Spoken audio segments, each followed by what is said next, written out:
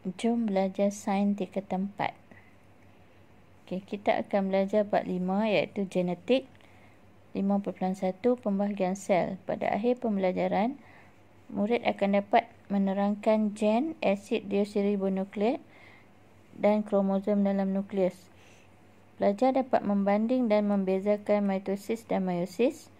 Dan yang terakhir, pelajar dapat mewajarkan kepentingan mitosis dan meiosis. Seterusnya kita tengok apa itu genetik. Genetik merupakan kajian mengenai gen, pewarisan, variasi dalam organisma. Dalam bab ini, pelajar-pelajar akan dapat menjawab beberapa persoalan tentang apakah yang dimaksudkan dengan proses pembahagian sel.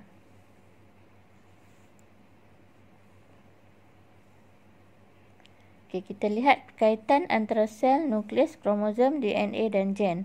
Di dalam sel terdapat nukleus, manakala dalam nukleus terdapat kromosom. Di dalam kromosom pula terdapat DNA dan di dalam DNA terdapat gen. Nukleus mengandungi kromosom. Kromosom pula adalah struktur berbenang halus yang terdiri daripada asid nukleik dan protein panjang dan berlengkar yang terletak dalam nukleus. Setiap kromosom mengandungi satu molekul panjang DNA. DNA pula ialah terdiri daripada unit-unit asas yang dikenali sebagai nukleotida. Setiap unit nukleotida terdiri daripada 3 komponen iaitu gula deoksiribosa, bas bernitrogen dan kumpulan fosfat. DNA atau asid deoksiribonukleik terdiri daripada 2 rantai polinukleotida yang berpintal antiselari antara satu sama lain membentuk struktur yang dikenali sebagai heliks ganda 2. Seterusnya gen. Gen ialah unit asas pewarisan yang menentukan ciri-ciri individu. Gen berfungsi mengawal ciri-ciri yang diwarisi dalam organisma seperti kebolehan menggulung lidah pada manusia, bentuk biji kacang pie dan warna bulu pada kucing. Gen tersusun sebagai segmen pada DNA di sepanjang kromosom. Terdapat beribu-ribu gen di dalam satu molekul DNA. Kromosom terdiri pada satu kromatid, sentrosmer, kromatid kembar. Setiap kromosom mempunyai beberapa jenis gen, iaitu sehingga 200 hingga 300 gen bagi setiap kromosom. Satu gen memprogramkan warna kulit, manakala satu gen lagi memprogramkan warna rambut. Setiap spesies mempunyai bilangan kromosom yang tetap. Sel soma yang normal bagi manusia mengandungi 46 kromosom ataupun 23 pasang. Setiap kromosom wujud secara berpasangan mengikut bentuk dan saiz yang serupa. Pasangan kromosom ini dikenali sebagai kromosom homolog. Kromosom homolog manusia boleh disusun berdasarkan bentuk dan saiznya. Penyusunan kromosom homolog manusia dipanggil karotip. Kromosom manusia boleh dibahagikan kepada 2 iaitu autosom dan kromosom seks. Autosom membawa gen yang mengawal sifat seperti warna mata, kebolehan menggulung lidah dan jenis rambut. Manakala kromosom seks pula membawa gen yang menentukan jantina sama ada lelaki ataupun perempuan. Kromosom manusia terdiri pada 23 pasang ataupun 46. 22 pasang merupakan autosom iaitu untuk menentukan sifat. Manakala satu pasang lagi kromosom adalah kromosom seks iaitu untuk menentukan jantina. Penentuan sifat menunjukkan sifat seperti warna kulit, jenis rambut, berat badan, ketinggian, jenis darah dan lain-lain. Manakala kromosom seks adalah untuk menentukan sama ada kromosom seks X ataupun kromosom seks Y, di mana XX merupakan perempuan dan XY adalah lelaki. Berikut menunjukkan karotip bagi seorang lelaki dan seorang perempuan. Seterusnya kita lihat apakah itu mitosis dan meiosis. Bagaimanakah gen dapat diwarisi? Untuk mengetahui hal ini dengan lebih lanjut, kita perlu memahami pembahagian sel terlebih dahulu. Terdapat 2 jenis pembahagian sel yang berlaku dalam sel iaitu mitosis dan meiosis. Mitosis merupakan proses pembahagian sel yang membentuk 2 sel anak yang seiras. Dengan setiap satunya mengandungi bilangan kromosom dan kandungan bahan genetiknya yang sama dengan sel induk. Mitosis berlaku dalam sel soma di dalam badan manusia dan haiwan. Mitosis juga berlaku dalam tisu meristem seperti di hujung akar dan pucuk tumbuhan.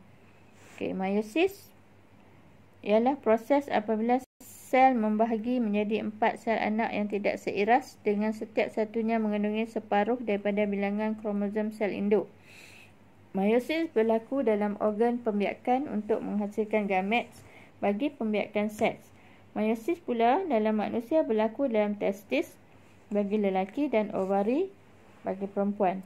Dalam tumbuhan pula, meiosis berlaku dalam enter dan ovari.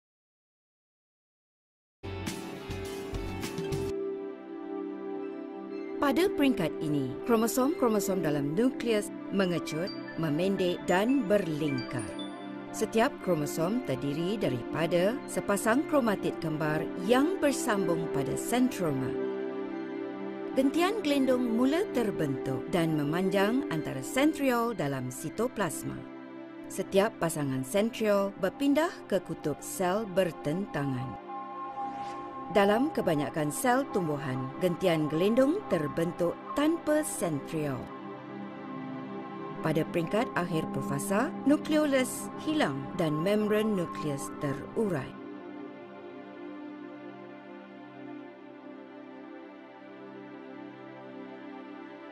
Fasa yang kedua dalam mitosis ialah metafasa. Kromatid terikat dengan gentian gelindung pada sentromanya.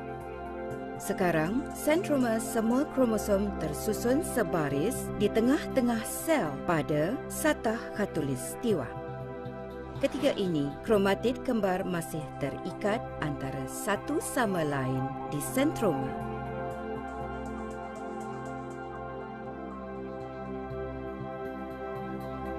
Semasa anafasa, sentroma membagi kepada 2 dan kromatid kembar berpisah. Gentian gelindung mula mengecut dan memendek. Ini menyebabkan kromatid kembar tertarik ke kutub sel yang bertentangan. Kromatid yang telah berpisah ini dikenali sebagai kromosom anak. Pada akhir fasa ini, setiap kutub sel mempunyai satu set kromosom yang sama.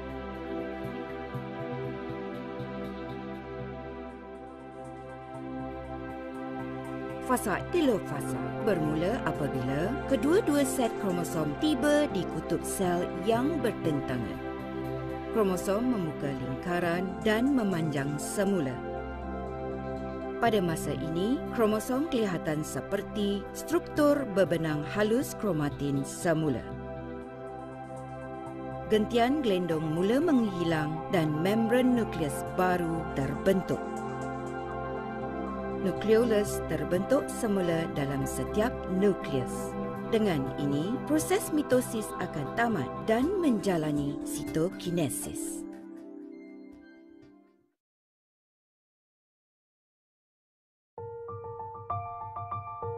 Sitokinesis ialah pembagian sitoplasma yang berlaku pada akhir fasa telofasa.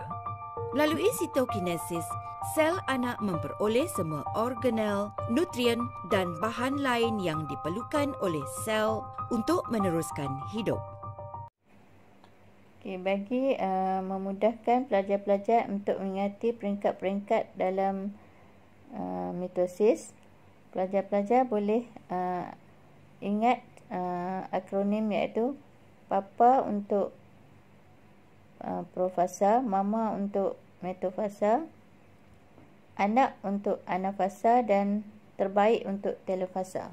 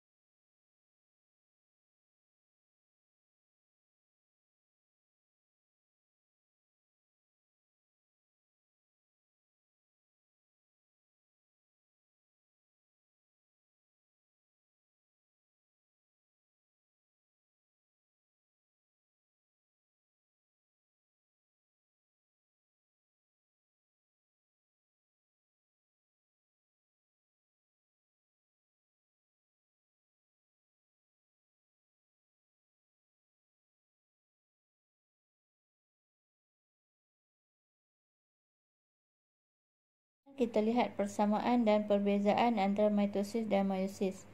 Persamaan, kedua-dua merupakan pembahagian sel. Kedua-duanya juga merupakan replikasi DNA. Untuk perbezaan, mitosis berlaku di sel soma, manakala meiosis berlaku di sel pembiakan. Untuk mitosis 2 sel anak dihasilkan, manakala meiosis 4 sel anak dihasilkan. Tiada pindah silang berlaku pada mitosis, tetapi pada meiosis ada pindah silang berlaku. Sel anak seiras daripada segi genetik pada mitosis. Pada meiosis, sel anak berbeza daripada segi genetik. Pada mitosis tiada variasi berlaku, tetapi pada meiosis ada variasi. Bilangan kromosom sel anak sama dengan sel induk pada mitosis, tetapi untuk meiosis, bilangan kromosom sel anak separuh daripada sel induk. Mitosis dan meiosis.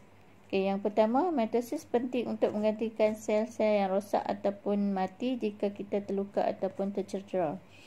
Mitosis juga berguna dalam pembiakan aset bagi setengah organisma seperti amoeba sp. Mitosis juga untuk menghasilkan